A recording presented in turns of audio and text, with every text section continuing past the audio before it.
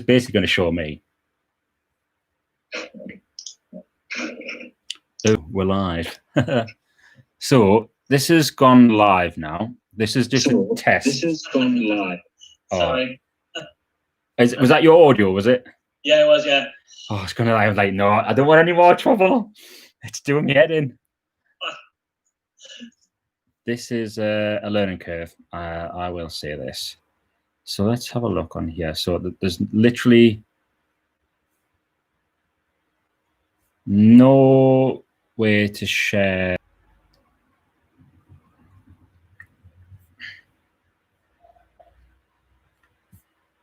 Well, this is some bullshit. So I apologize to people who are going to be watching this bit. I don't know. Yeah. Oh, of course, the bald monkey, my mate Cameron, has just popped up. Cam, mate, can you hear me all right? And can you hear Lou as well? Lou, if you want to just say something. I don't know what it is. Anything. Yeah, just say this. Yeah. Yeah, that's cool, mate. For people watching it. Cam, can you hear both of us there? If he's still in. Lifted Adventures, what's going on? Lifted Adventures is the professional podcasting. Not like this bullshit. Oh, we've got 6 people in the stream, mate. Do you know, I think we should start now. I can hear you, and he sounds like he's in a tunnel or a toilet. Are you in a toilet or a tunnel? Or a toilet tunnel? Yeah, currently sat in the bathroom, actually. I want to be professional. No, mate. Honestly, you've never seen anything like this. Have you got the stream up as well, Lou? Can you see the chat? Yeah. Oh, yeah, I can see great. the chat, yeah. Oh, that's cool. Yeah. So let's have a look on here. That's going to be for Sharon, right? I think what we're going to do is, because people can't hear you, Lou, and I think because I'm an idiot with tech, I can't really figure this out at the moment, because I've got like, where is it? It's gone. Oh no. OBS Studio, and that's supposed to be. Oh, hang on. If I start streaming, oh no, I don't think so. I did look at all this before stuff, and yeah, it's not worked. It's just been one of those things, I think.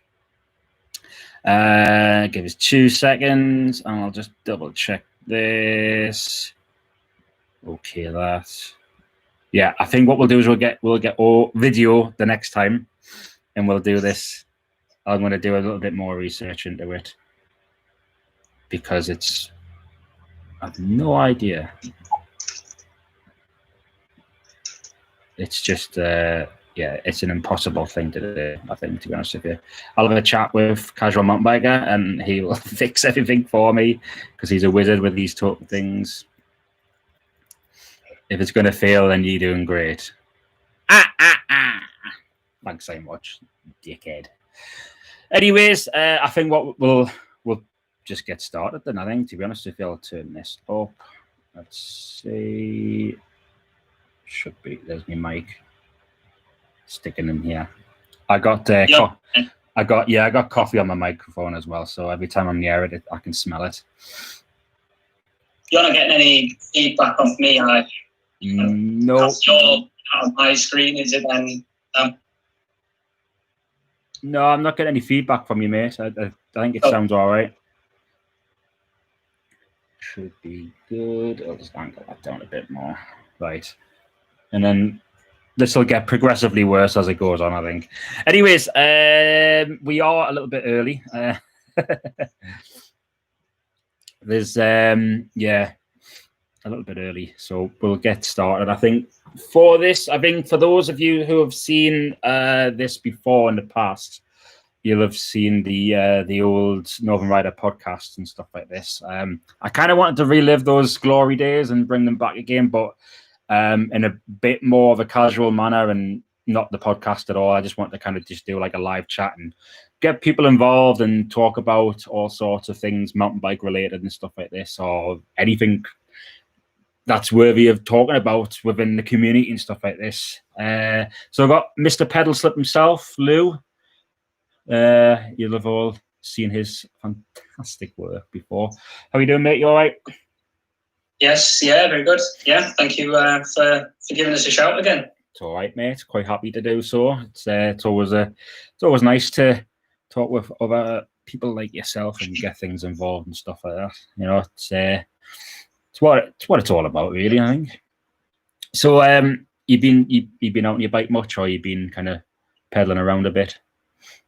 Fair bit. Finished work now for the summer, so yeah, managed to get out a few times. It's nice to just sort of, I mean, everybody's sort of been on lockdown and whatnot, but I've still been working, so it's nice to, you know, to come out of it now. It's like people are always like, "Oh, you're on furlough. Like that must be great. Like so much time to yourself." And like, I don't think so. I think there's more work in furlough than outside of work, because you've always we had a few weeks where we didn't actually go into the building and just work from home, and that was probably more work having to try and do the job from home than it was actually just being there and doing it. Yeah, but yeah, it's all for the summer now. So you're a teacher, aren't you? Or a teacher? I am. Yeah, that's cool, man. Do you ever when was the last time you were in school? Say again? When was the last time you were in school? 2 weeks now, I think. I think this is coming up the second week. Yeah. So yeah, we broke up on the Friday. Let me have a look. Get the calendar open here. The Friday the 17th, I think, was our last day. It's mental to think that the kids are going on holiday after the furlough, after being sent home. Like the schools are being closed and stuff. It's like, why don't you just stay at home? Might as well. Yeah, it's a bit complicated, isn't it? It's you know, we were never actually properly shut. We stayed open for the kids that needed to come in and stuff like that. So although we weren't working in the building every single day, we were on like a rota and going in, sharing the load a bit, and then working from home and planning stuff and trying to deliver as much online as we could. But how have you found really good. How have you found like teaching and stuff like that being since lockdown and stuff? Like, have you been able to get stuff out to students or things like that? It's been all right. Yeah, it's obviously not as good as being with being with them in the classroom and seeing what they can do there and then and being able to sort of like chip in and whatnot. But yeah, we've managed as best we can. So yeah, it's something that none of us have ever been trained to do. So it's totally bizarre, but yeah, we've done everything that we could have done in line with local authority guidance and all the rest of it. So yeah, there is that, like, because you're going to get a lot of like red flags or whatever, like saying that you can't do this, can't do that, and things like this. And I think that's probably going to make things difficult in one aspect. I mean, especially like, I mean, from on my side of things, because like I say I'm a teacher, like I'm a ski instructor. I mean, it sort of yeah. I teach, like, not only do I teach like skiing and snowboarding, but I teach like, you know, like the physics side of it and things like this. There's a lot of science involved in it, and I like, you know, but I teach it all outside in a fun environment, and you don't really think you're kind of like teaching or learning it, because like it's fun and stuff like this. Like, I think had we had like some kind of like oh, we're gonna send in clips of you skiing and we'll analyze it, and then I mean, there's people who do this, by the way. So, but like, had that been a case for us, I think like the ski industry would have just been like an absolute meltdown, and it would have just been like, nah, this is not going to work. Things like this. So like, I think it at one point, because you've obviously been able to teach your students and things like this, that's been really good, because you can send it off online and stuff like that. So at least there's been some kind of like a connection at some point along the line. You know what I mean? But like, yeah. Even just, I think probably the most satisfying thing of the thing that we did was we ran around everyone and just made sure they were all right, because actually we'd not had any communication with them, and just gave them all a quick call. Just went, more or less just sat one day with the phone and went through the whole roll of all the kids, and just gave them all obviously the parents, not the kids, but the parents, and just checked in and made sure that, that they were, there wasn't anything that we could have done that we weren't doing, which was, I think, is important to keep stuff like that going. It's like community style and like community values. Yeah, it's a community. It's really, really important that schools and the community work together, and that they're like, they come together, and it's like a benefit both ways, that the school provides for the community and the community helps out with the school. And I think, just keeping it open is really, really important. Yeah, no, absolutely. I've found, and this sounds really strange, but I've found that due with the lockdown, like I've pushed myself to kind of communicate more with people. And weirdly, I've kind of went out my comfort zone a lot more and met more people.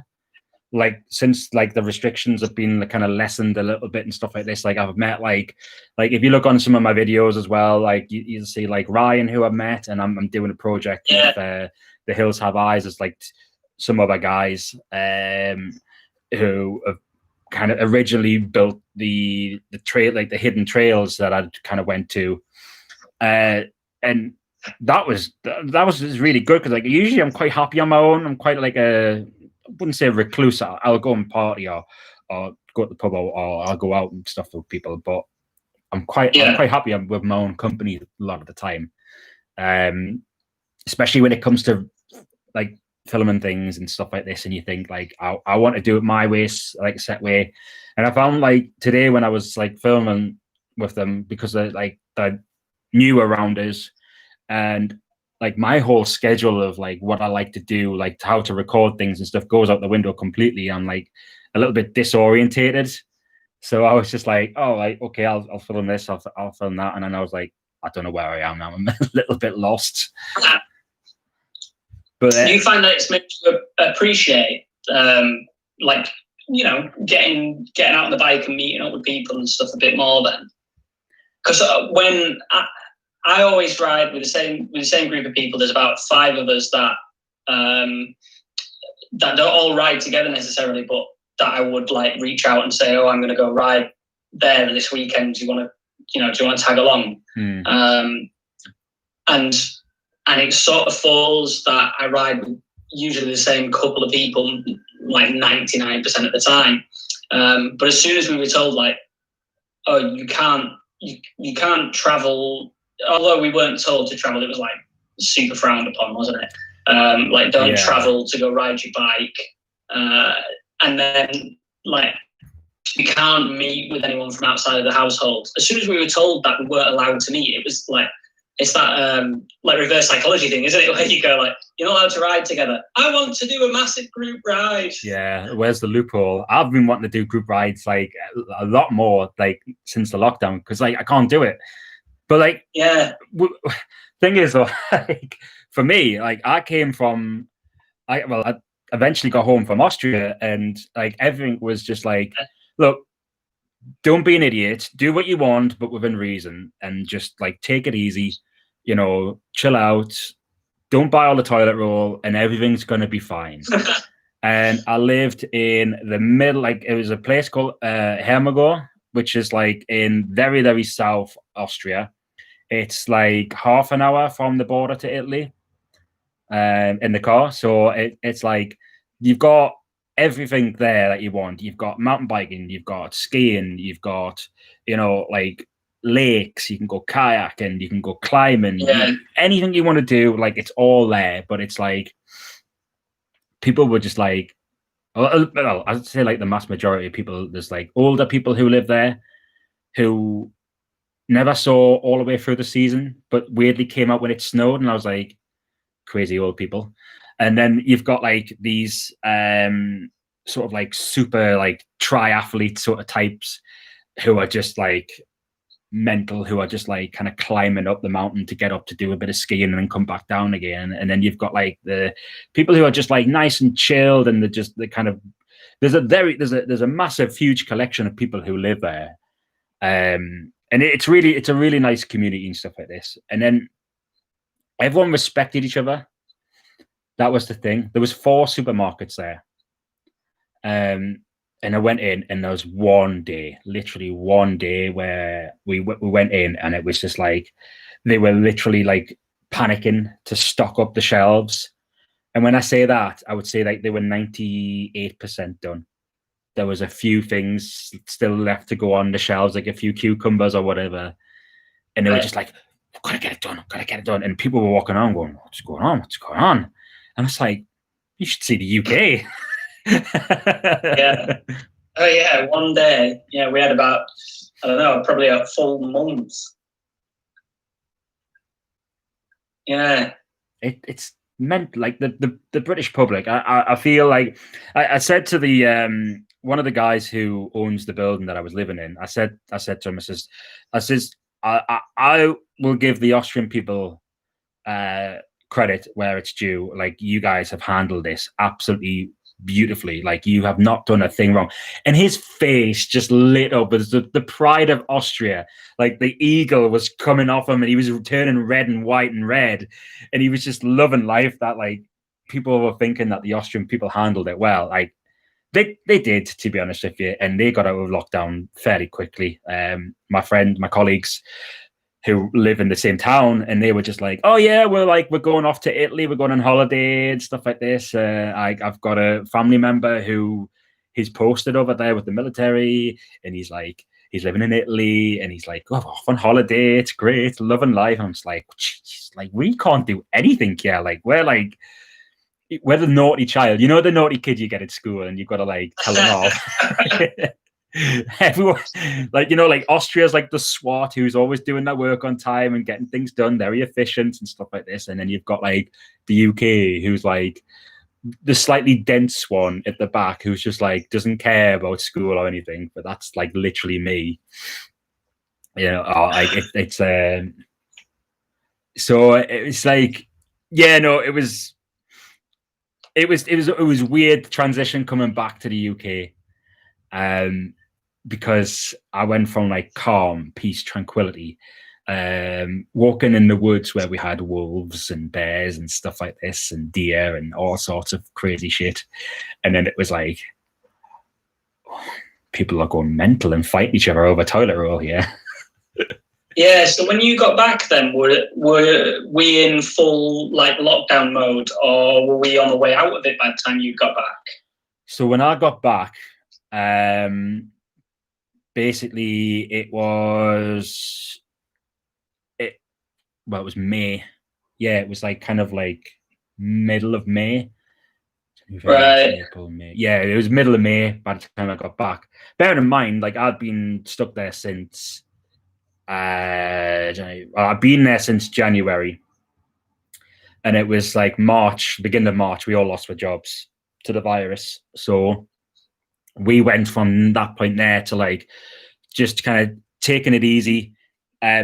No real instructions from the government. They were just like, you're not in lockdown, but keep your distance, wear masks in the shops and stuff. Because like my dad was like, he messaged me and he's like, you guys are wearing masks in Austria now. I'm like, are we? Like, I've not heard anything. Like, and then sure enough, on the Monday, it was like up there, and I was like, oh, this is interesting. Like, is it getting bad or worse? No, it wasn't. They were just preempting the whole thing, and they're just like, let's be safe, let's get this dealt with and out of the way with.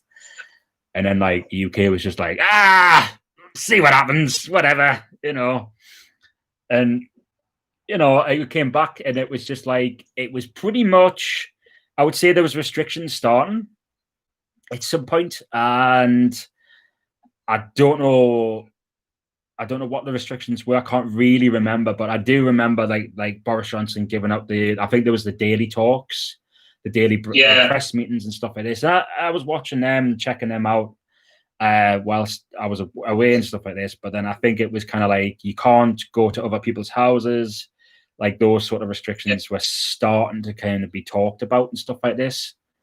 So yeah, it was interesting. Did it affect us? Not really. Kind of went on my own rides, like my exercise, but there was so many different stories being going around. Like, can you do an hour, or is it like you can only go an hour away from you? And it was like, honestly, absolutely mental, to be honest with you. It it just drove us mental, to be honest with you, like hearing about it all the time. But yeah, likewise. Yeah, I felt bad so I didn't do any driving for ages and ages aside from just going to work.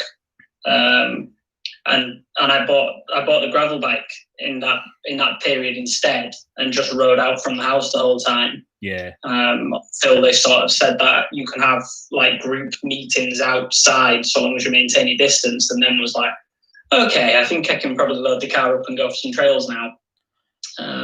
Which helped the fitness a lot, having a gravel bike, but I definitely feel like I've gone backwards skill wise. Yeah, like I went to Chopwell, and I was just like, for the first time, and I was like, "Oh, hello." Bearing in mind, it's the first time I've been to the trail since before I went away, before January. It's probably even well before autumn last year.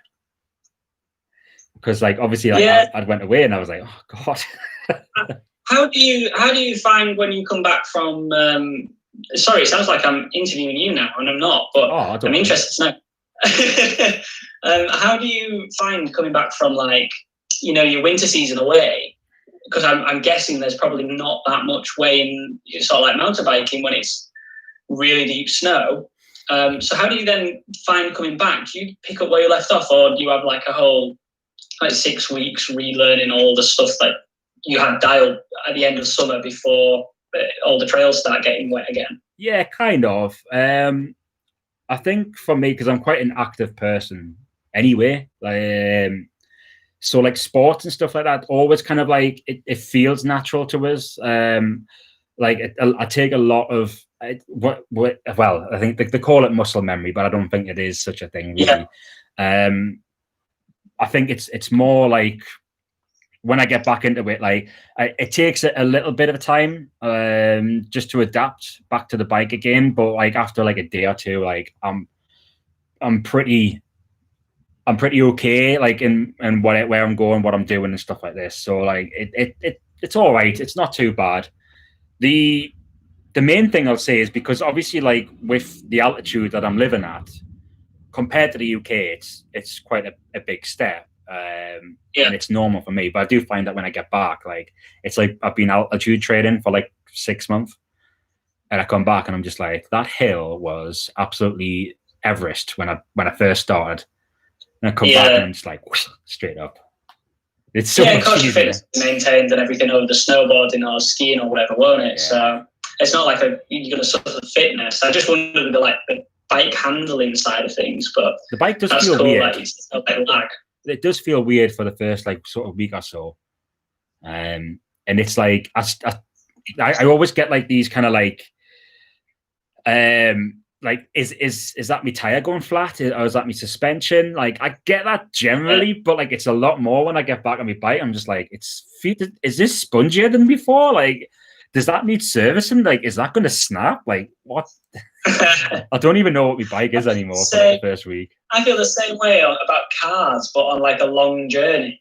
Like as soon as you head out on like 2 or 3 hour drive plus, I always start thinking like, oh, is that rattling normal, or is that not that the car rattles too much, but is that, does it feel like it's veering left? And isn't it funny how your brain makes up things half the time? Oh God, yeah, crazy.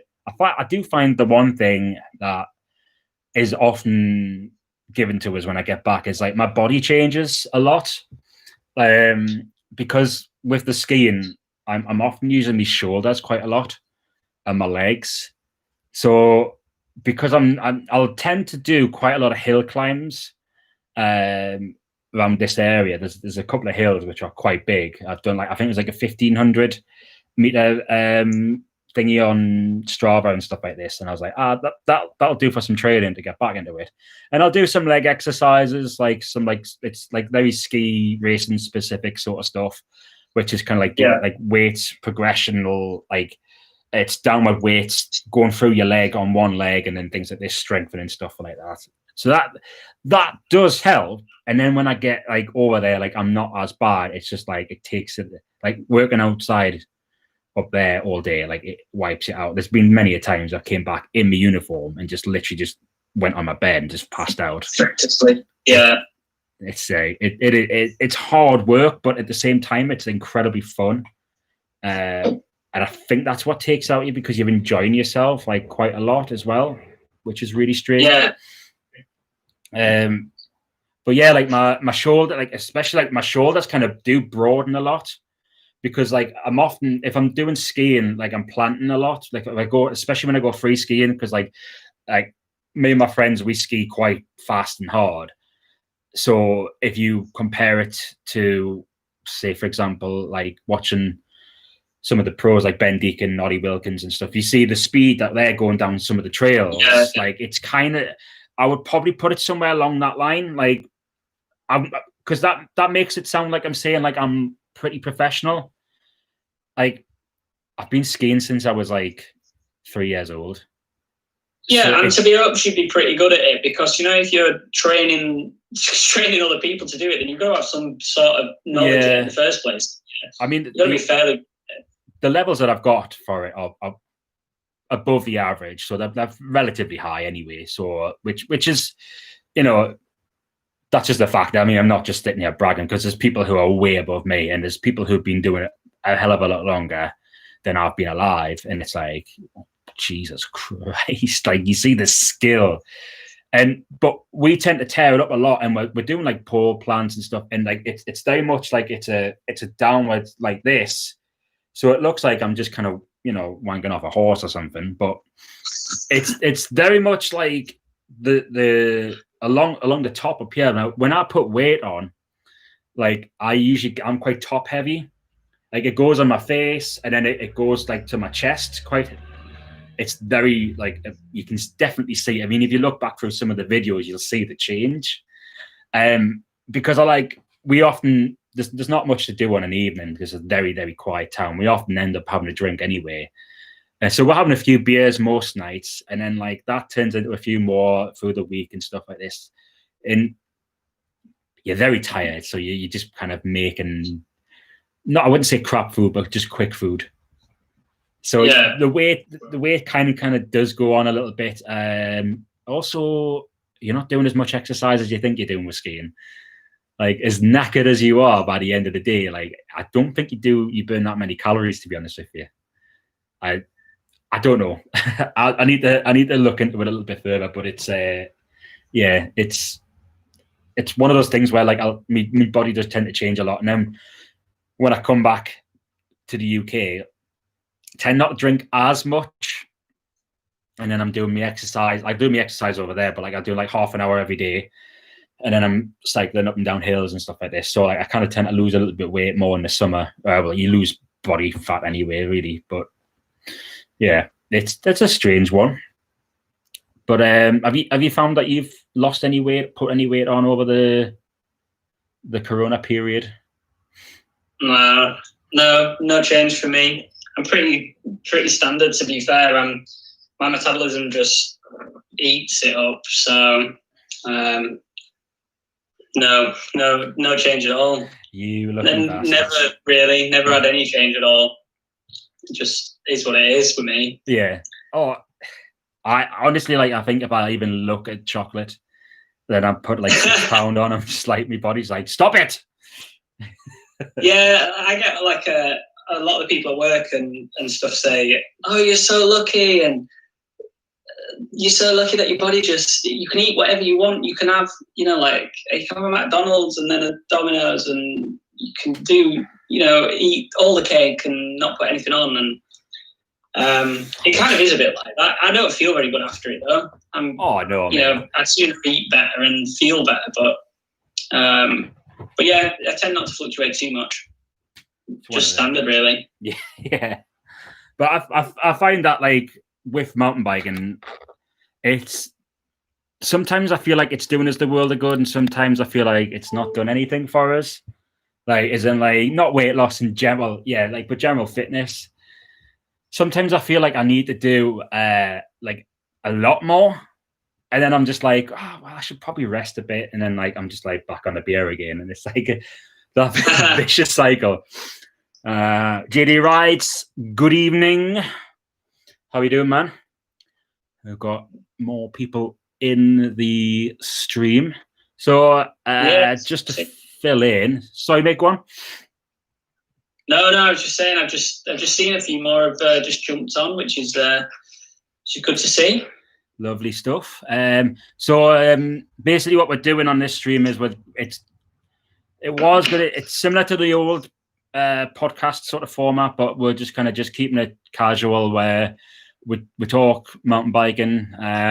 Recently, we've been talking about like coronavirus, things like this, like the lockdown period, all that kind of stuff.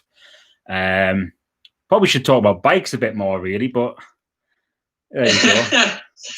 Yeah, for a bike channel, we've sort of avoided the subject, really. Listen, mate, I am the king of having a mountain bike channel and not doing anything mountain bike related. Forever. I had no riding videos. Yeah, it's definitely to Seth's bike hacks. Oh, honestly, on his videos recently, where he's just sort of like being more like a trail building, fixing, sort of bike servicing channel, which is really interesting. I'm not slagging it off at all because I watch every single one. Yeah. But there's not been an awful lot of riding. Probably related to coronavirus. 100%, mate. Yeah, because he can't go out anywhere. I mean, that's why he's got so much going on there. From Gisborough, very nice. I haven't rode Gisborough yet. I need. Do you know what it is? I need to do a tour. I just go all over the UK and just ride everywhere and just have an absolute blast doing it, streaming along the way. Oh, that'd be brilliant, actually.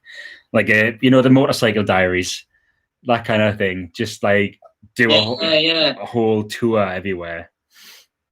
I like. That'd be good.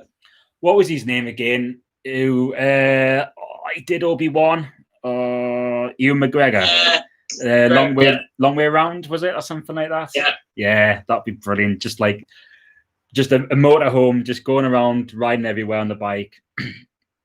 That's literally the dream. I would love a camper van with garage space and just sort of like just travel around and do some, I don't know, like online teaching and photography and just ride bikes and relax. Just doing, exactly what you want to do. Yeah. You had any photography sort of inspirations lately? Have you been doing any little projects with your camera or anything? To be fair, I haven't. I've been working with Cyclerize a little bit, nice. which has been really nice. That sort of started during lockdown as well, which was a nice way of keeping my evenings busy when I couldn't get out. But otherwise, no, I've not. I've taken the camera out on a couple of rides and stuff like that, but I've not done any proper photography for other than the Cyclerize stuff for quite a long time, for a few months now. Yeah. So I'm desperate to do a little, I don't know, something. I haven't got any ideas at the minute, but just something will come. Scratch a little bit. But you got involved with the I've forgotten what it is. Red Bull Hardline, was it? Yeah, that's it. I was talking about this to my friends last night. I was like, oh yeah, like he was the photographer down at the Hardline and stuff like this. And they were like, oh, that sounds cool. One of there many. were a few there, yeah. How did you get involved with that? Because I don't think I asked you when I did an interview with you. Oh God, that was nearly a year ago, I think. Yeah, I was going to say it'll be ages ago now, won't it? Yeah. That was through Instagram. That was a company that work with Red Bull on a bunch of stuff, Fusion Media. They just gave me a shout and said, do you fancy riding Dovey Bike Park with the Athertons? And then as part of that, like, I think Red Bull do these like immersion days, I think they call them, right? Where they sort of try and give back a bit and invite some other people through to sort of experience different stuff. Because there was another one with Matt Jones, but it was in October and I couldn't make it. I was at work.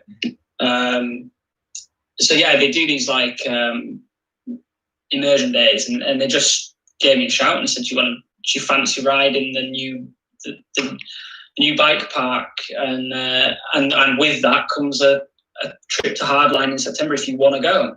Ooh. Yes. Absolutely. Yeah, a daft question, of course. Oh, sorry, mate. I'm all right. I'm a bit beyond that. Of course. Yeah, right. Yeah. Oh, actually, I don't fancy going and riding in a brand new place with, on and we got to try the Atherton bikes as well, which was immense. So yeah, that was really cool. That was probably one of the standout things so far of biking. How did you feel going into it though? Because like I remember shooting a snowboard competition, and I was looking at the other photographers going, "What am I doing here? Like, what settings should I be?" Oh, yeah. Like everything went out the window. I was like, I don't know where to stand. Oh yeah, yeah, definitely. It was weird actually. I was super nervous for it, and it was like a couple of days before meetup as well, mountain bike meetup. So I packed the car to the top because I had this see out the rear mirror, and I drove through to Wales. And what normally happens is I go like meet up and I'll go slightly like a day or two early. So yeah, I book the campsite Thursday, and then we do like Thursday, Friday, Saturday. Thursday is like an easy ride. Friday, Saturday we ride at Llandegla. And then Sunday, typically we drive to like Anstiniog and do the trails there on the uplift. So this sort of the invitation to do Dovey made the trip seem like an extra 2 days, I think it was. So I packed all the car and everything, and I set off really early because we were told to be there for like, I can't remember, like a certain time. And I did not want to be late.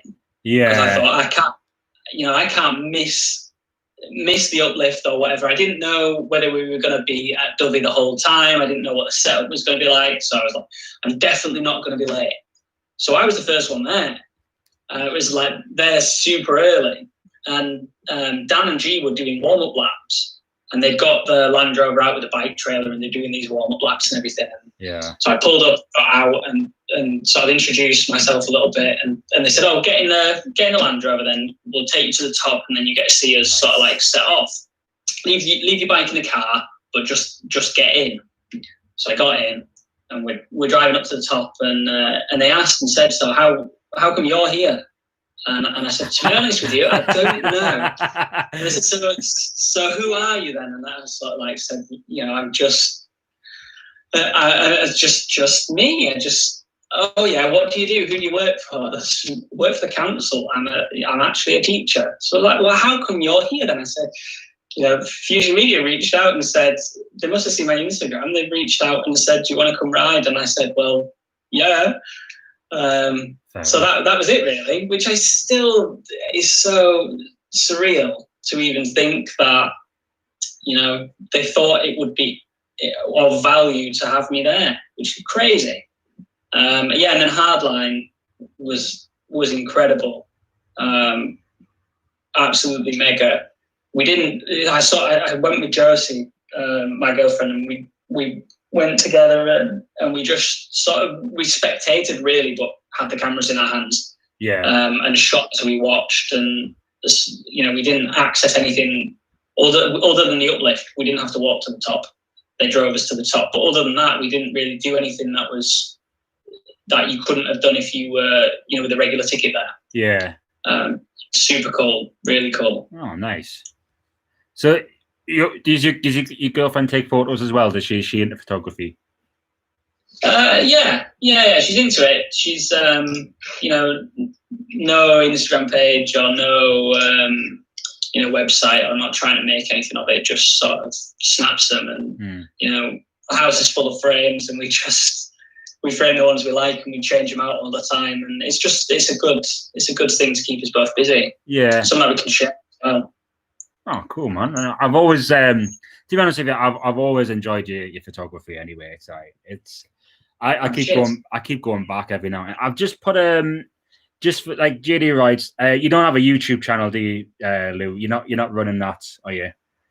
No, don't currently put anything on YouTube. There's a few people that have been asking and stuff, but I don't know. I sort of tried it before, and who knows? Don't do it, mate. It's a scam. Not currently. It's a scam, mate. It takes your time off you.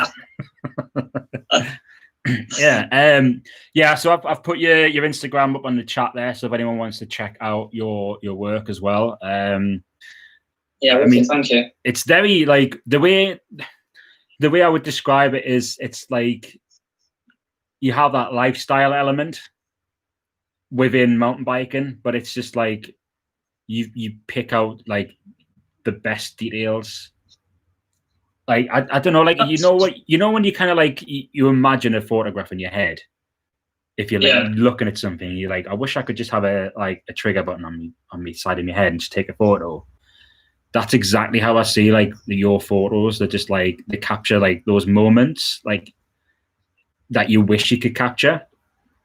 And yeah, the whole thing with it now, when I first started, it was all I was going down the line of wanting to do like apparel and jerseys and sort of make a brand out of it.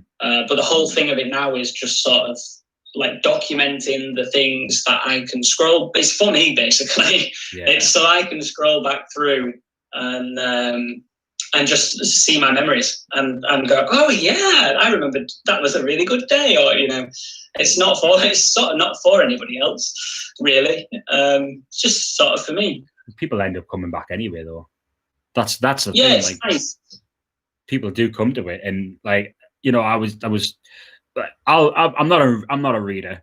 I will read. I'll read books occasionally, stuff like this, but I'm not like massively into me books or anything. But I like these kind of like shorter blogs and stuff like where there's not like a huge amount that's going on. Like it's going to like kind of bamboozle you a little bit and stuff like this. So it is nice to have that sort of like that mid-length sort of thing, and it goes into enough detail for it to kind of like make sense as well. And so because I think some of the reviews, or because the big gripe I think that you and me have both had is that a lot of these reviews, like they're getting paid to say nice things, really, aren't they? Yeah. Whereas if you're very honest. Yeah, too right. When you look at magazines and bigger review websites, so take for instance, and I'm not, I very much value the work that goes into magazines, and I very much value the work that goes. Oh, okay. Lost Lews. Never ever review everything, but when you do something like and loads of magazines do it, loads of websites do it, but when you do something like a trail bike of the year test, but you only test 8, and you leave out certain brands because those brands maybe for whatever reason maybe they don't fit the ethos of the magazine, but also maybe they didn't pay. And when you leave those sort of like things out, it's not a true reflection of a trail bike of the year. Then you can't have a trail bike of the year thing and leave like Canyon. Where are the reviews? Because I'm betting Canyon don't want to pay for it because I'm right. Probably rightfully so, because they already get enough decent reviews of regular people using it. Yeah, no, absolutely. If they're not entering their trail bike into the trail bike test of the year, when they're probably one of the main contenders for something that's, the Canyon and YT are always going to be brilliant bang for buck because they're direct buy. Yeah, no, absolutely. But I think for those ones, those brands, like they sell themselves. Yeah. like whenever you like ever needed to go, like I wonder if like Santa Cruz is going to release something like, Santa Cruz, you'll know like specific, like forever, like a V10 was going to be my dream bike. And I'll always go back and look at like Santa Cruzes and things or whatever like this. Like you'll have those brands that you'll just know. They don't need to advertise as much as the other brands because they're just exactly, like a specialized stump jumper. Is going to clean up on the trail bike reviews because. Or maybe even pushing enduro, but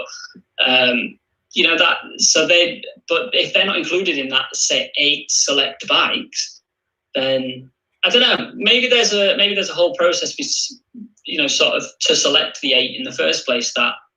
Maybe they've probably been like whittled down or something. The thing is, this is the whole, like, when you're looking at things on social media, there's the whole like if there's a really good example. There's a woman who's on the floor and she's like covered in blood, and there's a man standing over with a scalpel, and you come into the room and you look at that and you think, oh, what's happened? Like he's murdered her straight away. But did he do something to save her life? Was he a surgeon? You never, like, I always think, from that example, I always think about things on social media, like what's behind the hidden door?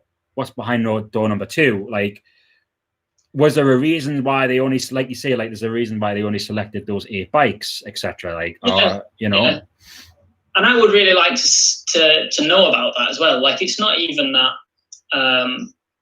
that I feel passionately enough not to read the reviews. I'll still read the reviews. I'm still interested in what they've got to say. I still sit and I don't really watch telly, but I do put YouTube on from time to time and sit and watch, or any sort of bike review that I can find, just because I'm interested in it. But I would also like especially with the group test stuff, to know how they decided that was going to be the group in the first place.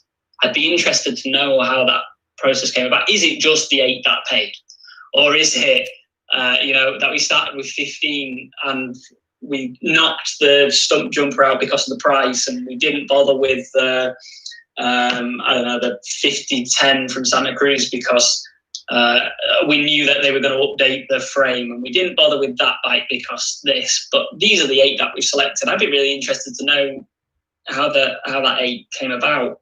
But it's different again when it's somebody who's not doing it for any sort of monetary value. When it's somebody who's doing a group test because they've gone out and they've bought 3 hydration packs and then said, oh, I like that one best. 100%. I'm really into sort of reviews by regular people who aren't being paid because they've got nothing to lose. Absolutely. Like the only thing that's going on there is a transaction because they have to. They're not being paid by the company. They've obviously done a lot of research into the product. They've looked at the product and went, like, how does it fit my needs? Because I've got very set sort of like needs that I have. I mean, when it comes to photography gear, like they are beyond what any manufacturer is going to do for me. But I have to settle for a little bit of this, a little bit of that. And I'll buy that because that's the best one that suits my needs. And then make a judgment on that product, on how it's best suited me, and if I've made modifications or if I've kind of found a fault with it or if whatever's good with it and stuff like this. There goes the microphone. That's just went. Okay.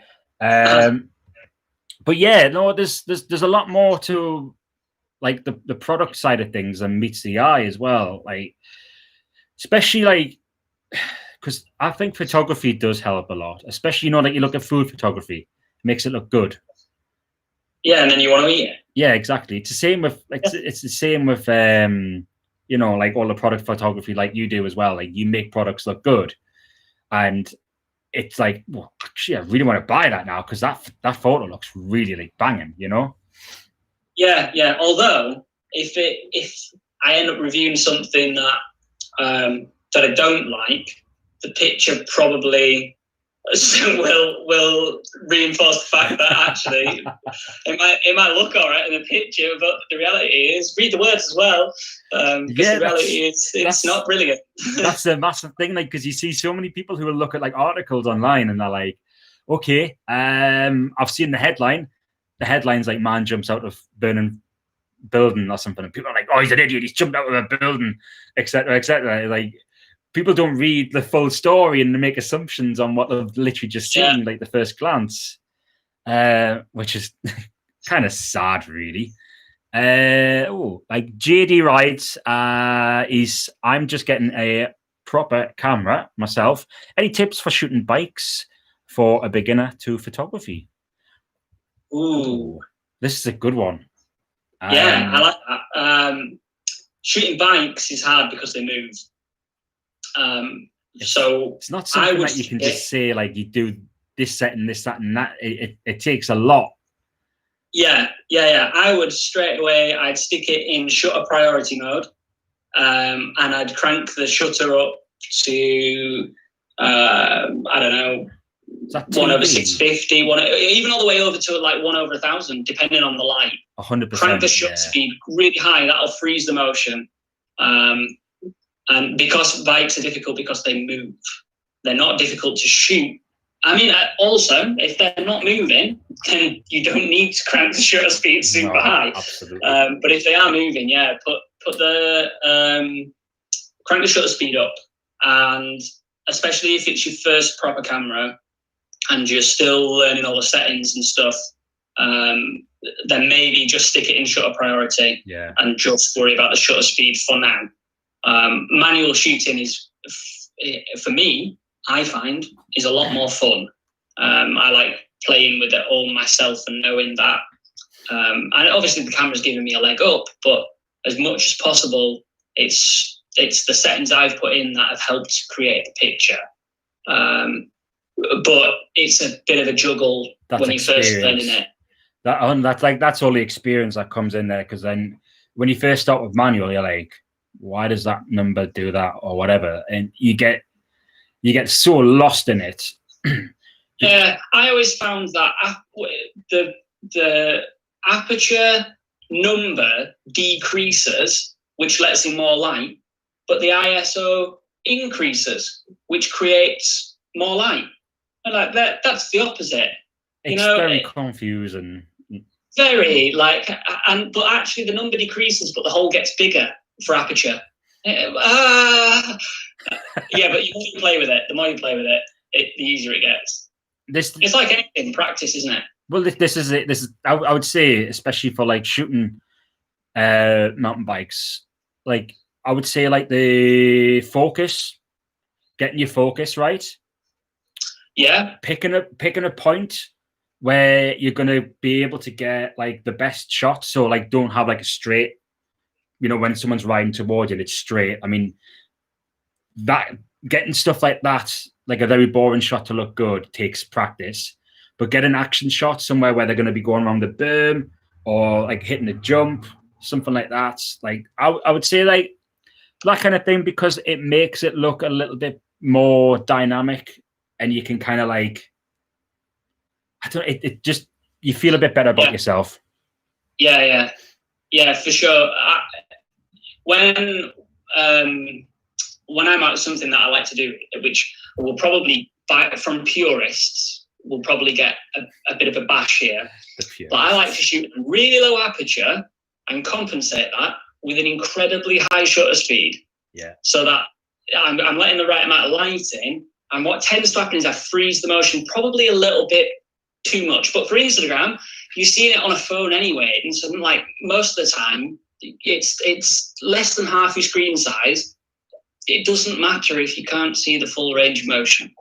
Obviously, if I'm going to blow it up on a print or something like that, I'm not going to shoot crazy shutter speeds and totally freeze the motion, because a little bit of motion blur in there to show the speed is nice. Good. Yeah, 100%. But yeah, I'd be shooting like quite a low aperture, compensate that with a really high shutter speed, and then find something to put in the foreground. Even if purists, again, sorry about this, even if it means taking a leaf off a tree and holding that slightly in front of the lens to create some foreground blur. Have you been spying on me? Because that's what I did with the shoot with Ryan. There was a picture I took of my boss nut, and it's like there's like a nice. I've shot through a fern leaf, but literally, if you saw the behind the scenes, you'd see him lying on the floor, sticking his hand up like this, holding it. I was like, right, down a bit, back, left, right, forward. Yeah. Yeah, so I usually carry a 24-70. It's a Sigma lens, but it's a bulky beast thing. But one of these ones. It's not long. Yeah. Okay. Yeah. That's what I shoot as well. So the 24-70 is not super long, and because it's not super long, I can like hold it with one hand and still reach out in front of the lens and like waggle stuff about in front of the lens. So. Sweaty Hut is joined it. Yo, what's going on, man? I've got somebody else joining. Wicked. So yeah, leaves or branches or whatever.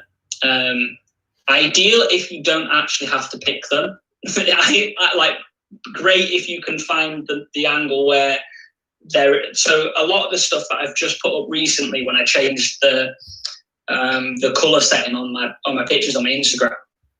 I haven't done that with. I've literally just shot through actual stuff. Yeah. But also a lot of the stuff before I changed to the new colors sort of palette is a little bit artificial. Yeah. But it's all good fun. Like I said earlier, I'm pretty much just making the Instagram for a laugh and for myself. Which is why I put like a fair amount of work into it, into the pictures. Yeah, 100%. I get distracted. If somebody else, I don't think I'd have the energy for it. Yeah, I think because it's for me, I'm a bit more forgiving with myself and this, that, the other. I don't really tend to get like too swamped in it. I've got some presets that I can put on, and then I can just kind of adjust it for each photograph depending on like the light or whatever like this. But yeah, I think I'm still trying to find I think I've got a style, but I keep kind of like getting excited by other sort of ways of doing things and learning new things, and then it keeps progressing from there. But I think getting into editing is like an entirely different stream altogether. I would say, because we could talk about that for years. But JD Wright says look for angles. Try not to be like too obvious. I would say like try and get like down in the dirt, looking up, making things look bigger. The thing is, I would say like maybe even start off with, because for Aperture Priority, that's TV. So it should say TV on your dial So if you, I don't know if you can see on here, you'll have a dial like this, and then you'll see on here, like I put on TV there, check it. You change that dial to TV, and then you can just kind of play with the camera as much as you want. But get bad shots and get good shots. Don't just try to get good shots. I would say, because like a lot of the time you learn a lot from the bad shots, because you know to stay away from that setting or whatever. Yeah, and shoot like 300 shots. It's digital. It's all digital now. So like there's no waiting to see if the photo is any good or not and having to develop them all and hoping that they're all right and then making a mess of it or whatever. It's just go out for an hour and shoot 300 photos and then come back and find the 10 that are good. Yeah. Because to be fair, if you're shooting 300 and you're getting 10 that are good, then you're doing all right. You're doing really well. I've had shots where I've had 1,000 and I've had like 10 good shots. Yeah. But yeah, try and shoot a bunch of different stuff, and don't always shoot far away either. Shoot far away and then shoot closer and then zoom right in, and mix it up. Just mix it up and then find the thing that works for you. Just practice, basically, which sounds like a cop-out answer, but it's the truth, really. And people say like, "Oh, get creative." Yeah, in a way, like get creative, but like just if you try and inspire yourself. I suppose that's a kind of a same thing, I think, really. But like, just try different things. Try something that's not you as well. Like, try I would go on to Instagram and follow tons of mountain biking photographers. Just put like, I don't know, go on the Red Bull bike Instagram account. Look at who they're following, and then just go and find some awesome pictures on there, and just try and mimic them.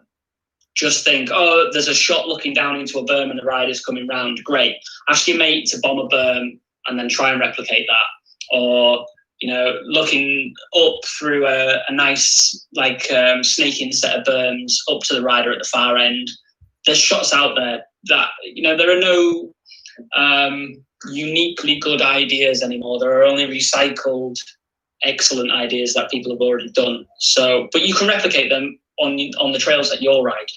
So take your inspiration out of other people and just sort of try and recreate it, but with your trail and with your mate as a rider, or set your camera up and give it to your mate, which George, the chap I ride with most of the time, Beacon MTB on Instagram, well worth a follow. But yeah, he shoots for me a lot. I set the camera up, passing the camera.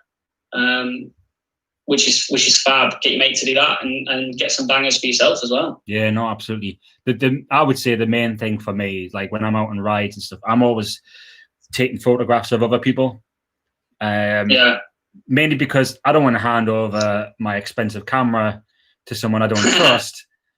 Also, like some of the areas which I'm mainly known for in my photography is snowy locations.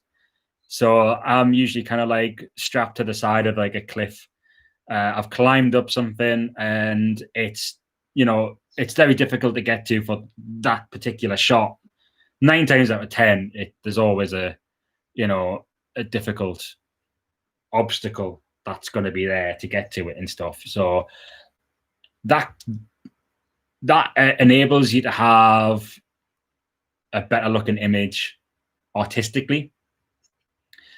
But it's got to pay off from the hard work of actually getting towards it.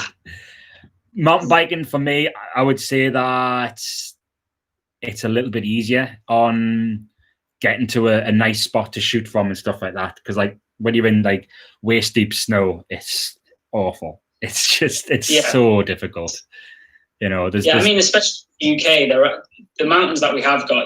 If you're going to do epic scenery mountains, the full works sort of thing, the mountains that we have got, in comparison with mountains around the world, are not actually that big either. Yeah. So, it's going to be a bit more of a grueler to go climb Snowdon or whatever and snap someone riding it down.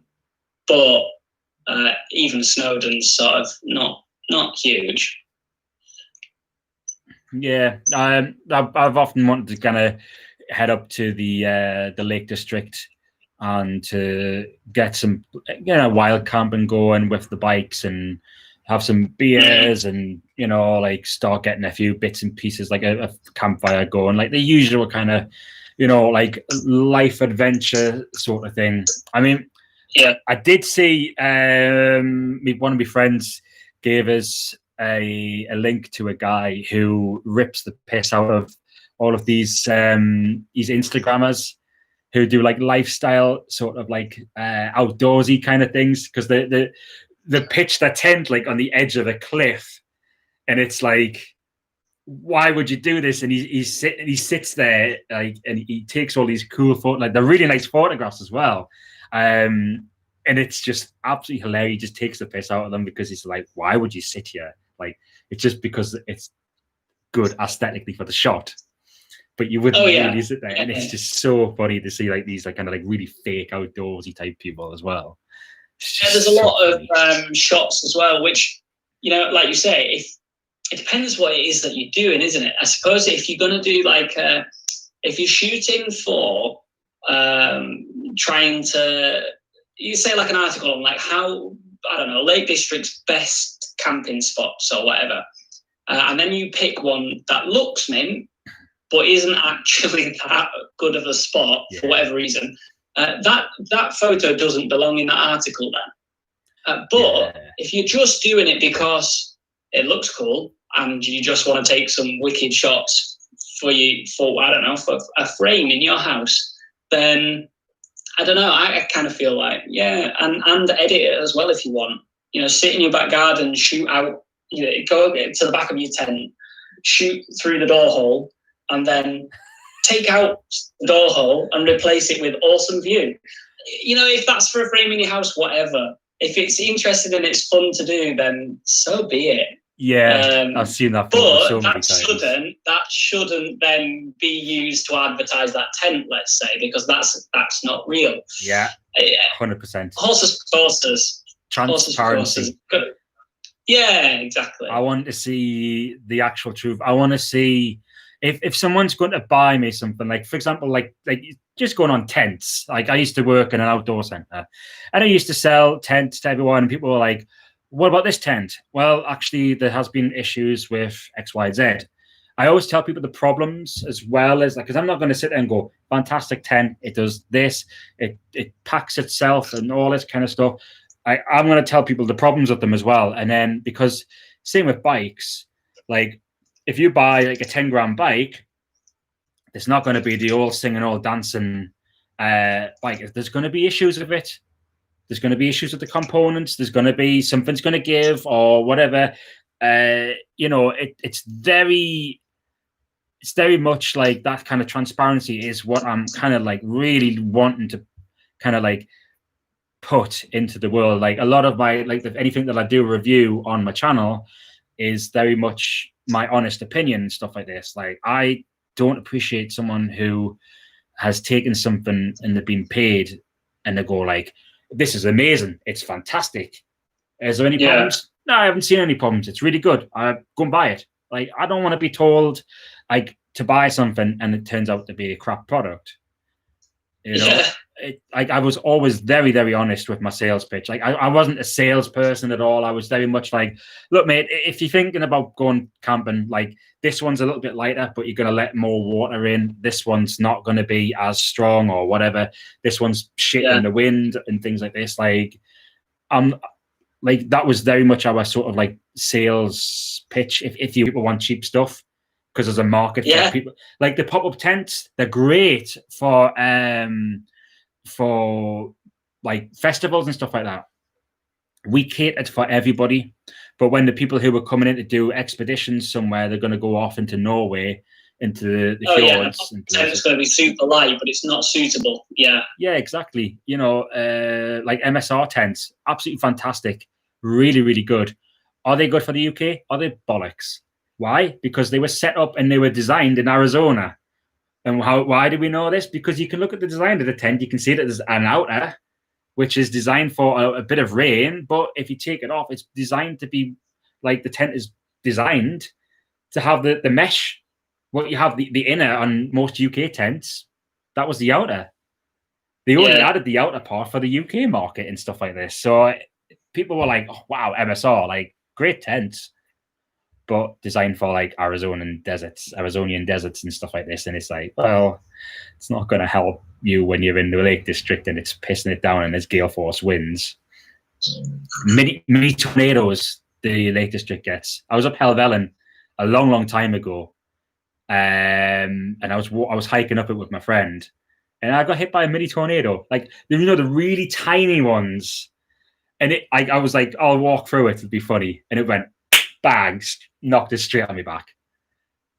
It's really weird. Like, have you ever seen one before? No, never. It's very bizarre. I was really taken aback by it. I was like, what happened? So strange. Please, can I ask you have a look at my channel or mountain bikes or niche? Yeah, so if you want to go check out JD Rides, people, have a look at that.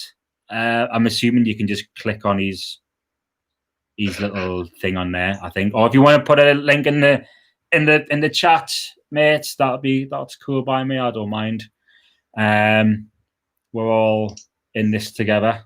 Like, doing a video today, and then we were like, why don't we just make a series of it or whatever like this? And we decided then, so we're like, actually, yeah, it's not a bad idea. And the key thing was what they did was they asked me before like to share anything. They were like, is it all right if we share it, like the video and bits like this? And I was like, absolutely, go for it. Like, I don't mind that. But when people just willingly use your content without asking you. Oh, I once had my logo, you know, for if anybody who's now watching or listening, because you can't see me, if you're listening now and you're not familiar with it, it's a pedal shape with a mountain on the inside. You mean the T-shirt that you're wearing? This one, yes. I put it on the I really like. I'm gonna get like the next time we have a chat, I'm gonna have the video sorted and stuff like this. But yeah.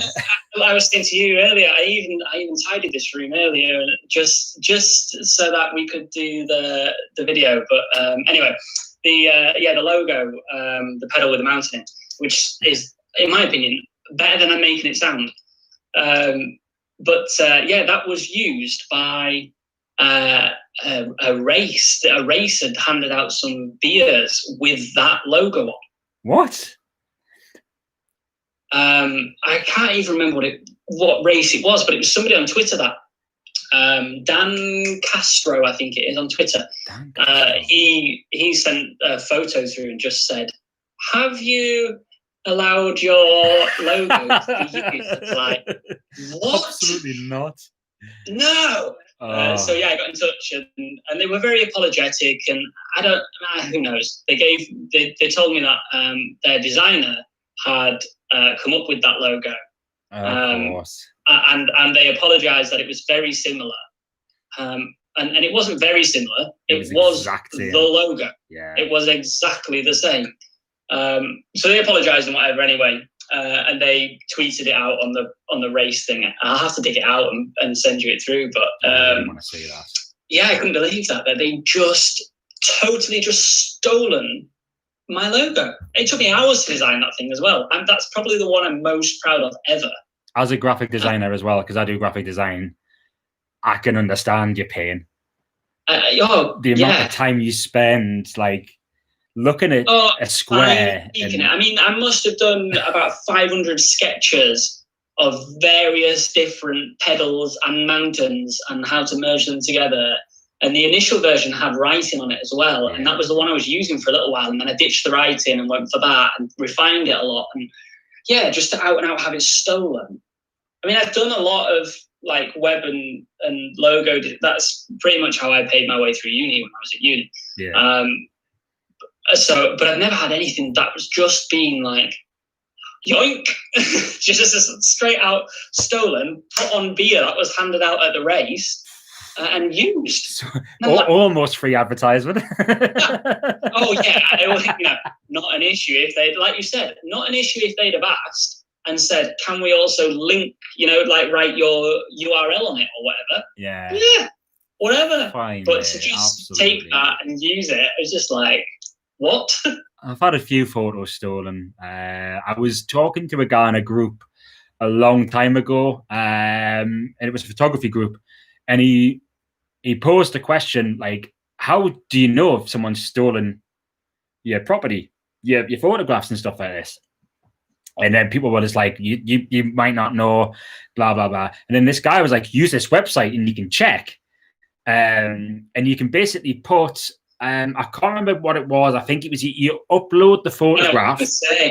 I already know what you're going to say. And then I was like, why is my image everywhere? Like, who's been using this? Like, who are you people? Like, stop it.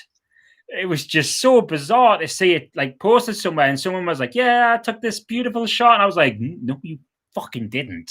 I was like, who are these people? Like, it's bizarre that in this day and age that like people are just so like willing to just take somebody's stuff and then just say, oh, it's mine. It's just so bizarre. Yeah, where did you get that image from? Well, I found it on the internet. That doesn't make it yours. It's bizarre. Yeah, man. I'm so reluctant as well. Because the answer could be put a watermark on it then. I mean, they're easy enough to remove if you know Photoshop well enough and, clone stamp it out. Or I mean, Photoshop's even got that auto thing now, hasn't it? That you can just select the bit and have it auto-fill. Yeah, I've seen that. But yeah, I also don't want to watermark it. I mean, any of the bike stuff, to be fair, if the images are stolen and I don't know, reposted or used or whatever, it's not going to make me cry. But the stuff, if I'm taking for clients and stuff like that. So, for instance, the Cyclorize stuff is licensed to Cyclorize. I shot some stuff for Elliot Brown. I've done some work with Little Rider Company, V Tires. If you're licensing it to a brand and then it's stolen, then that, it is, first of all, it's bang out of order, but also it could set you up for a bit of an issue with that brand as well, because they're paying 100%. To use that image. 100%, because they could turn around and go like, why are you not protecting this brand? Like, why are you like allowing this to happen and stuff like this? Or they could get funny with you. Yeah, no, absolutely. Yes, sure. And there's a massive problem with like theft, like online theft and stuff like this. Not just like your details and things like that, but like you're kind of like online property almost. Yeah, creations as creative. I mean, yourself with your graphic designs and your YouTube stuff and your photography, and as creative people, the stuff that we put online still belongs to us. This is a thing. I saw a thing ages ago, because you have you seen the people who put the post up on Facebook? I hereby no longer give Facebook allowance to access my photos. They are my property, etc., etc. I'm like,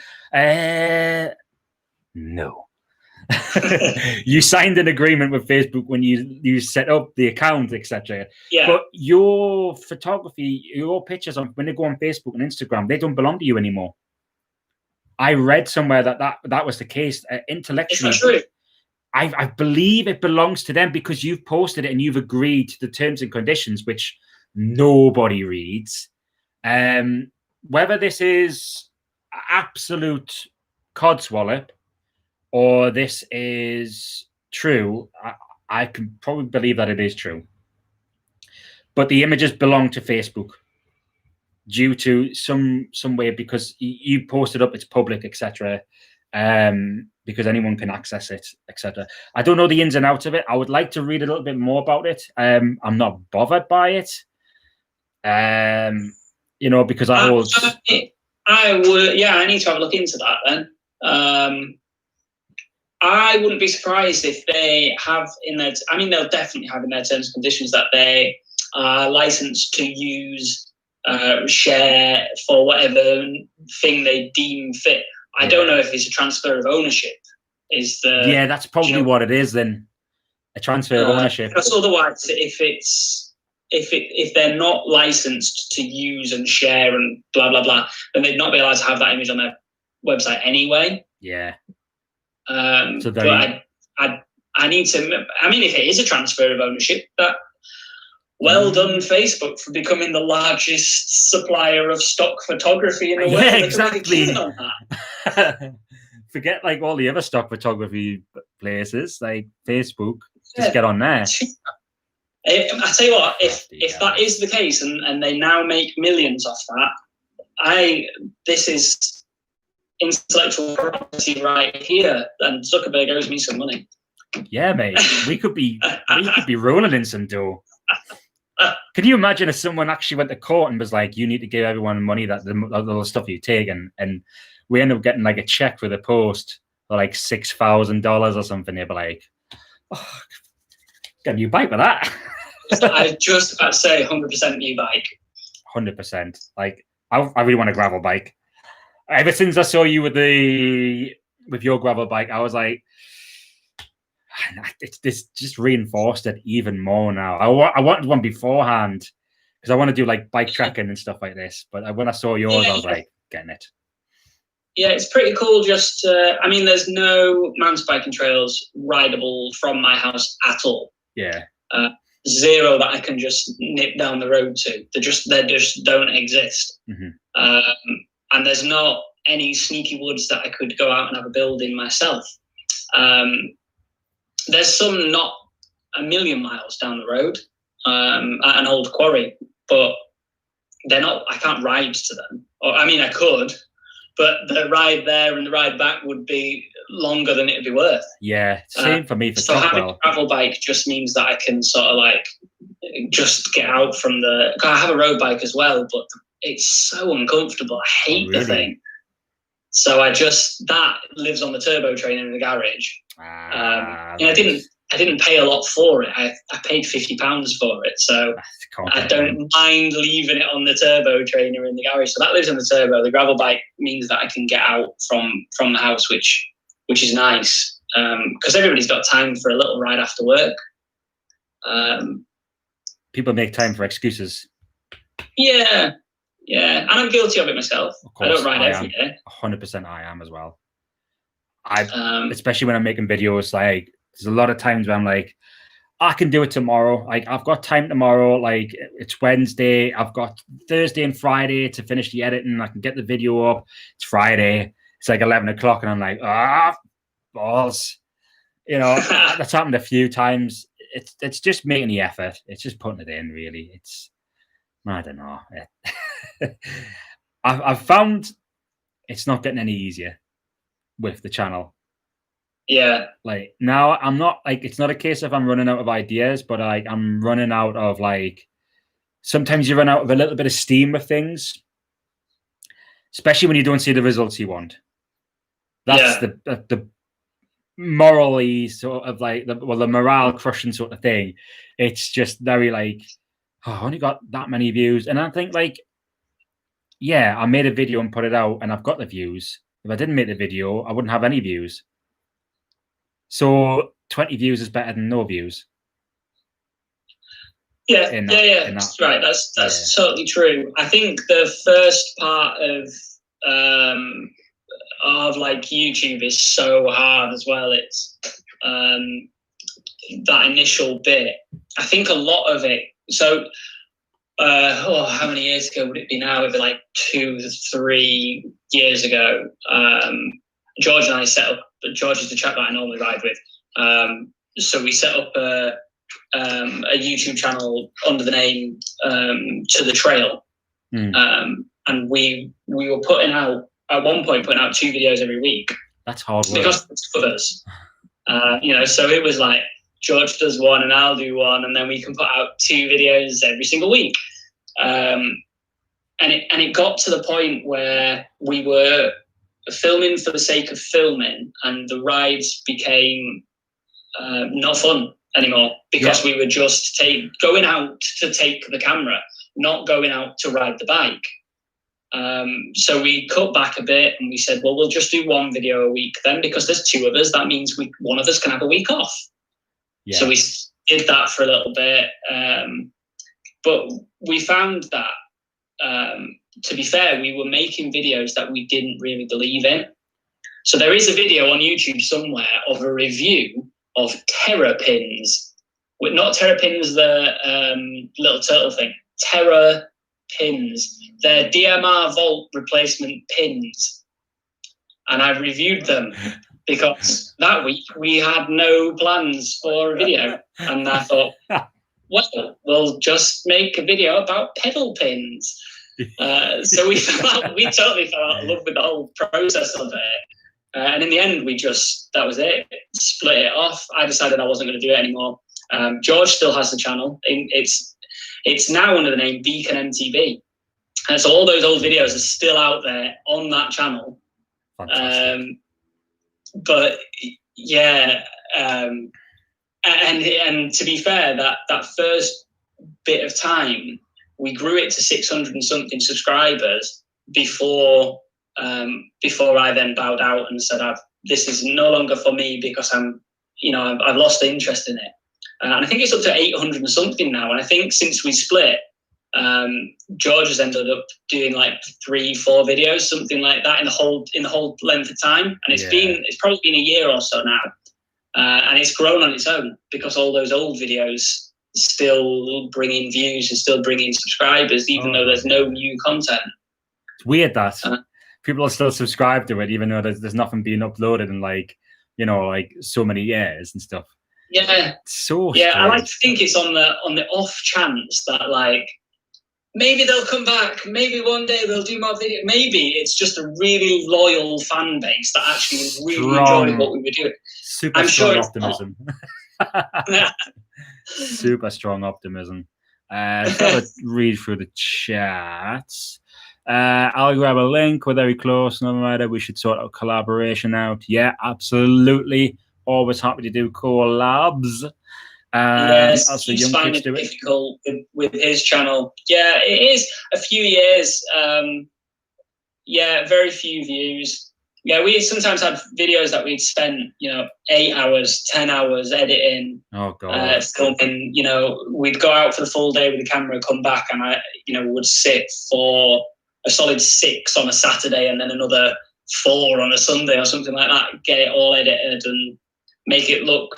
What I thought at the time was pretty good. There's a lot more in there now, but yeah, and they never hardly got any views at all. I think the key is keep going with it if you enjoy it. They said to me when I first started, your first videos are going to be shit. And I was like, okay, I accept that. What a load of bollocks.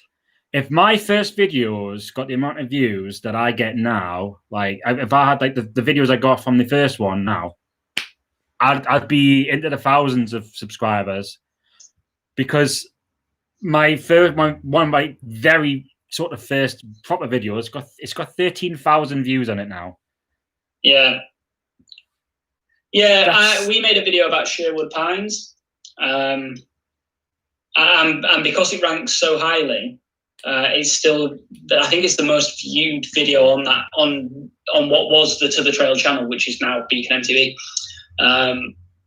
But that's got I think something similar to the amount of views, but it's the most boring video in the world. I think, if I'm not wrong, it's the green trail with a couple of red sections, and it's just and I cringe every time that I think about that video, because I had the gimbal on that day with the GoPro Hero 4 with the little dead cat on the top. And I rode that trail to make that video, and I was out with a few other people and whatnot. But yeah, I cringe so hard at the fact that I put all that time and effort into all these other. I mean, we rode in Spain. Sierra MTB were kind enough to invite us out to Spain, and we took the cameras and we made some videos for them and stuff. They're on the channel. And we did. I think we had 4 days out there with them. We rode some amazing stuff, and I had the gimbal on the whole time.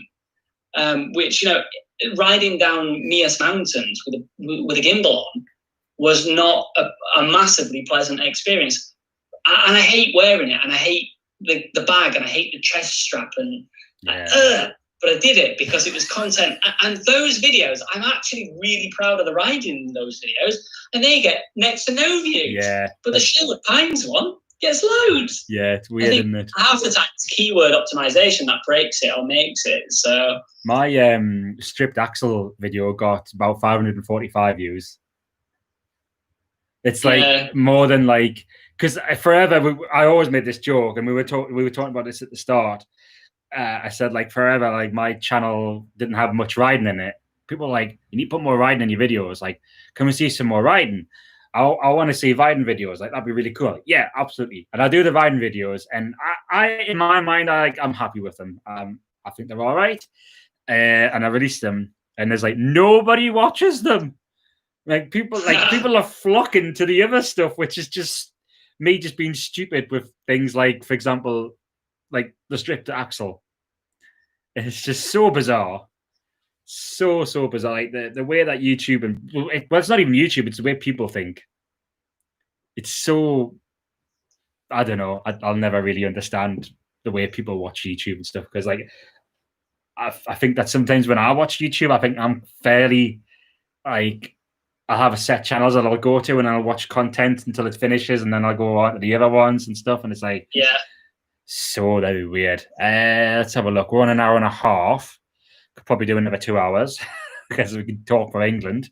Let's go into the chat. I mean, I think there's a few people in. If anyone wants to ask any questions to myself or to Lou, so if you want to do that and pop it into the comment section down below. So for those who are wondering what on earth is going on, this isn't a resurgence of the Northern Rider podcast. This is more just a chat. I think I'm hoping to get Lou on a few more times and maybe make this a little bit, and without putting him on this like the hot spot or anything to commit to anything. But well, yeah, just throw that one there. Yeah, nice and live. Yeah, there you go. Yeah, so Lou decided. Yes, you said yes. Yeah, I know that'd be good. Yeah, it'd be nice. I mean, I'm always happy to chat bikes and cameras, and we hardly today touched on bikes. So to be fair, there's plenty more that we could have a chat about for sure. Oh, 100%. Yeah, no, that sounds cool. Yeah, no, absolutely. So if anyone's interested in like the updates of the channel so far, like I'm doing a video, like I'm doing a series videos with a couple of guys. So the Trails Have Eyes. I've joined up with those guys today. Very, very small YouTube channel. I've only just started it. They're just literally just doing it for an absolute laugh. Like the two lads, local to me. Yeah, I've seen them on Instagram as well. They look like they have a lot of fun. They ride Hamsterley fairly regularly, don't they? Yeah, they've rode it a few times and stuff like this. I've seen them and like meeting them for the first time today. Like they're these two great big like hulking guys, and I'm just like this little midget, and we're like doing the trail building today, and like they were like shifting like gorilla and rocks everywhere and stuff like this. It was really funny. It was a good laugh. Really enjoyed it. They're really, really local to me, like 5-10 minutes and stuff like that. So no one's going to understand a word we're saying. So I'll probably have to put subtitles in. Yeah, but I'm doing that. I've got a few sort of like the Tuesday videos, I think, are getting well received as well. I'm using that as a sort of a way to kind of produce smaller videos and to learn stuff for the Friday, the main videos, because thing is, it's going back to the analytics and things like this. Like the watch time is like X amount of minutes, but if you make the video smaller, then your watch time decreases as well. So you're kind of always chasing it. I don't think there's necessarily always a sweet spot. I think it's due to content as well. So I'm always kind of like trying to make things a little bit more exciting as such, because people's like watch span is quite low, I would say, half the time. People very, very rarely have time to sit and watch a full length sort of YouTube video or something like this. Yeah, fair play to JD, because he's been kicking about for quite a long time in this on this one. Yeah, oh yeah, appreciate it. I do appreciate that. I mean, this is only just like a basically what it was like I wanted to have like a very kind of casual chat about bikes and have people involved in it, because if nobody else is going to be doing it, like why not do it ourselves? I just think it's nice to have a chat with people and stuff. There was a lot of the things like the Hook It podcast, and I think there was a few other like Casual Mountain Biker. He did he used to do a live stream. Well, he used to do it with me as well. We just talk about just shit in general, really, and like just have a laugh and stuff. Because I don't often get to see people, because obviously, like Lou, you live away from me, and people aren't local to me, etc., and stuff like this. So it's nice just to kind of like have a chat with people and stuff like this, and just get to know one another. And it's also nice to see the people behind the creative side of things, like on YouTube and whatnot have you. So also, I'm thinking about doing a pub quiz. Oh, cool. I really want to do a pub quiz. I've always wanted to do one. I've always wanted to be the quiz master for some strange reason. Like in an actual pub, or doing one like on YouTube, or on YouTube live. Yeah. Maybe we'll do one next week. Maybe we'll do it next week. We'll do a pub quiz. I think that'd be quite funny. That logistically will be really interesting to see how that works. I've got to think about it first, mate. Like I say, I'm like a dog that chases his tail. Like once I've grabbed the tail, I don't know what to do with it. I'm just like, yeah, okay, pub quiz. Yeah, let's do pub quiz next week. How hard could it be? Oh, shit. I don't know what I'm doing with my life anymore. Yeah. I wonder if there's a like a Google Forms way of doing it, that you could host a live video and then have people complete a Google Forms at the same time or something like that. That'd be cool. Maybe that's too official. Maybe that's like that's a really official way of doing it, isn't it? Maybe it needs to be official, like a referee with a whistle. If it's worth watching, then I'm happy. It's on the subjects that I'm currently passionate about. Knowing more people in the niche is always helpful. Can help each other. Yeah, absolutely. Like watching your niche of YouTube. Like for me, I'm possibly one of the geekiest people you'll ever meet. Like I love painting miniature plastics and stuff like this. I've always been a fan of like the Games Workshop stuff, like Warhammer and stuff. And I'll paint loads of like miniature soldiers for hours. And I'll sit and glue them and stuff like this, and I love doing that. And I'll watch loads of YouTube stuff on that, and there's stuff about like the lore, which is like the history and the stories behind a specific character, and there's people who produce stuff for like an hour, 2 hours, and I can sit and put that on and just paint and listen to it and learn, and it's great. I love that kind of content. I love that kind of like that creativity. That's what kind of draws me to like my sort of niche. And then I'll watch, like Ben Deacon. I'll watch, I'll watch loads of others, Ollie Wilkins and all that. I'll watch all the YouTube channels, and then I'll watch like the smaller YouTube channels a lot as well. I'll always watch it like to the end, and I'll literally every video, like before I even watch the video, I'll click on the like button, because I know how important like clicking on the like button and things like this. Or I'll like majority of the time I'll always comment on it, not because I want to get my face out there and for people to come and see my channel, but like the more comments that's in a video, like the more the analytics go up and the more likes they get and stuff like this. If I can help, I'll always help out, because at the end of the day, we're not like I've always said, like, if I can make a living out of this YouTube thing, then 1,000% I'm in on it. But I don't know what's going to happen with this channel. Like, I want to keep doing it as long as I can, because I enjoy it and I'm invested in it, like, for myself. So yeah, it's a long-term sort of project thing. If I can get to like 1 million subscribers one day, then I can make a living from it. Happy days. It's not what I set out to do, but there you go. Yeah, on that note, go and hit the like thing if you're watching this and you haven't done it already. Yeah. Go and press the like, hit the subscribe, and the little bell next to it. I did get I got a new subscriber about an hour ago as well, so doing something right. Yeah. I always like when I get subscribers. I enjoy watching it. I haven't watched the Chockwell one yet. I sat down to watch it the other day and just sidetracked and didn't end up watching it, but I did watch the buying guide. I found that your editing's got better and better each time. You do that clever thing where the audio track continues even though the video changes and stuff like that, and little stuff like that, I think, makes a massive difference on the quality of the video. Yeah, I think you're doing a grand job. Thanks, mate. A lot of people do say like the quality is really good or whatever like this. I think for my channel, it was out of our little kind of like little niche, our little scene, like of the boss nut riders, and for like just people who were just recording their rides and putting it on YouTube and stuff. Like, I think mine was one of the main channels out of our little group that was like doing B-roll and bits like this and trying to do that stuff.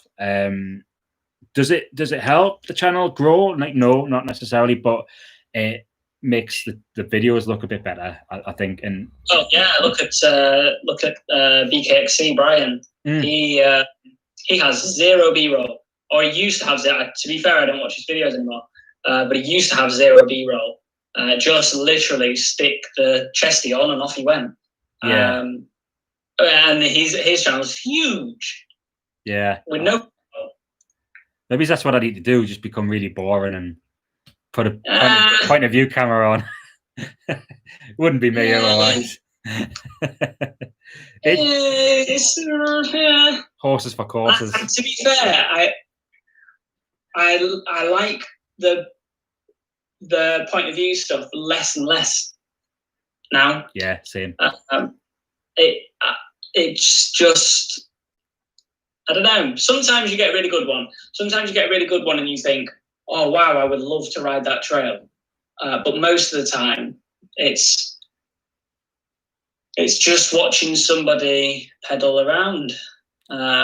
Yeah, I like to see. Sometimes people have got interesting things to say, and if they're an interesting person, regardless of what they're putting out, their stuff's good because they're interesting. Yeah, no, 100%. They've got to have that sort of like presence, I guess. Yeah.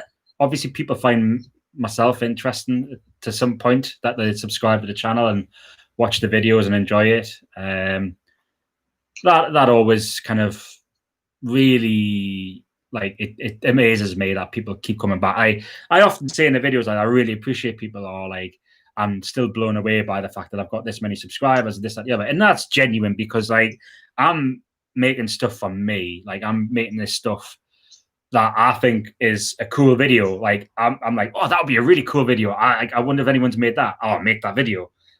And like people are like, oh, it was a really cool video, mate. I really, really liked it. I was like, it honestly, it doesn't get old when people are like say like they like me stuff, and I'll always reply to people, until I get to the point where like it's literally like taking like 6 days to reply to everyone. I'll never stop replying to people because like if someone's taken the time of day to come to your channel, click on your videos, like the video or comment on it or watch it for a bit, like then common decency is just to kind of like reply if you can, sort of. Yeah. As much as you can, really.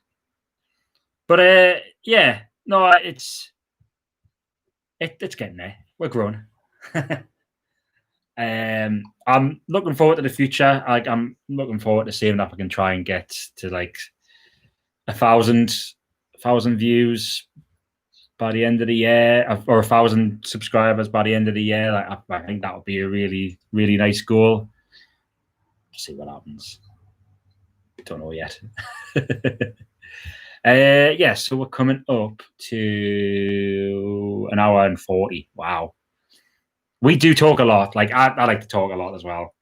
That's a long one. Yeah, that's a really long one. It's 6:30. I make it nearly. Yeah, 2 minutes. You're on a minute now. Yeah, so I'm going to do a shoot because I've got a cheese toastie waiting for us somewhere. I bet the cheese.